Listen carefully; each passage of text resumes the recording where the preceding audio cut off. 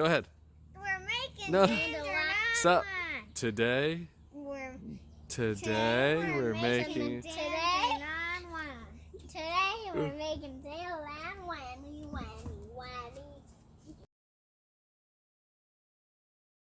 So today it's dandelion wine.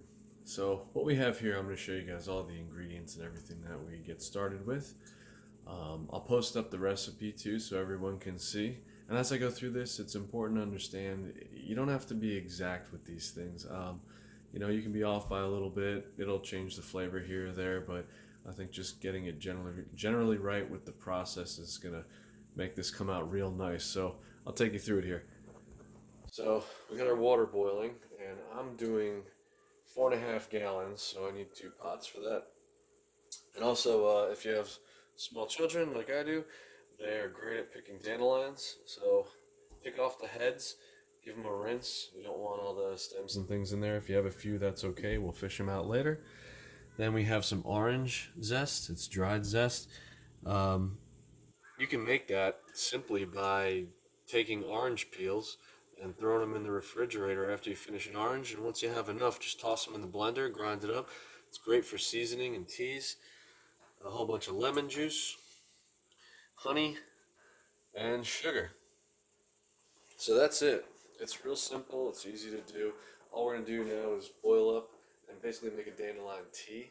Once we have that dandelion tea, we're going to add all these other nice ingredients, let it cool quite a bit, and then pitch a little bit of yeast, wait a few weeks, and enjoy it. So I'll take you through the first steps of this. We'll get it going, and then I'll have to do a follow-on video later, but I didn't want anybody to miss out in case they wanted to make dandelion wine. Now's the time to get out there and start picking.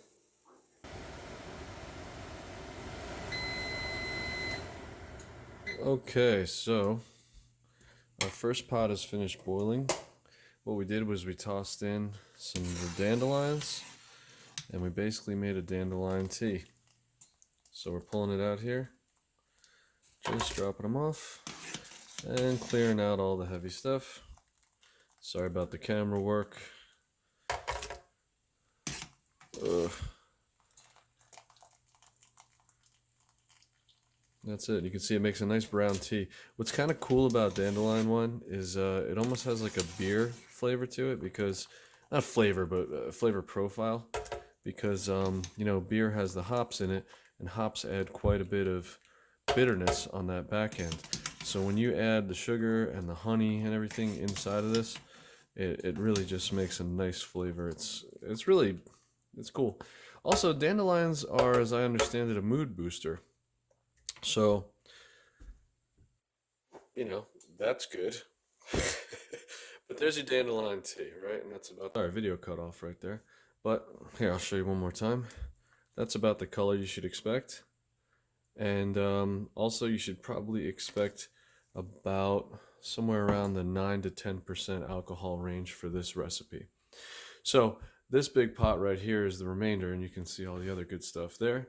But what's going to happen right now is I'm going to take this and drop it in a 5-gallon sanitized bucket. So that's 1.5 gallons. Then we've got the other 3 gallons going there. Once I have that in, while it's still hot, I'm going to be adding my orange zest, my sugar, and then I'm going to wait until it cools to add the honey and the lemon, because you don't want honey in that boiling water. It takes out all the good nutritional value, as I understand, and all the potential good bacteria and whatnot that's in there, which I don't think affects the fermentation. I haven't had any issues with it yet. So the other thing is, you probably want to dump back in some of this stuff, like the dandelions in there.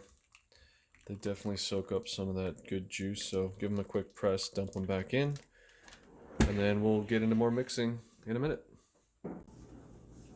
Okay, so we made essentially our dandelion tea, and we put it in here, and we've taken out all of the dandelions. We mixed in our sugar, our yeast, our orange zest, and our honey. So now you can see the temperature's gone below 100 degrees. We've got about 4.5 gallons of good stuff here, and what we're doing is taking our hydrometer and checking to see what our initial gravity reading, and it's sitting at about 1090.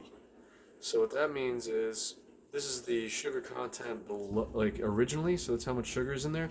Then what will happen is you'll see that this will drop down deeper into the wine as it ferments, and it'll get closer to 1, and you can do a calculation on the difference, and that'll tell you the alcohol content in it. So I'm hoping to finish this. If you ferment it down to 1, that'll mean that there's no sugar left, basically. If we get it down to maybe 1.01, 1010, we might have a little bit of sweetness, but we'll just check it and see as we go. So essentially, we're just going to take this, we're going to pitch a little bit of yeast. It's just simple bread yeast. I'm going to put about a tablespoon in there, swirl it around, give it a cover with a towel, and leave it in my basement somewhere around 68 degrees for about 2 to 3 weeks, and I'll check it every so often to make sure it's tasting all right and that no bacteria's gotten in there. But when that's done, I'll make another video on how we cold crash this and finish it off and store it. So good luck making it. Please leave a comment if you did. I'd love to hear back from you, and any questions, let me know. Thanks.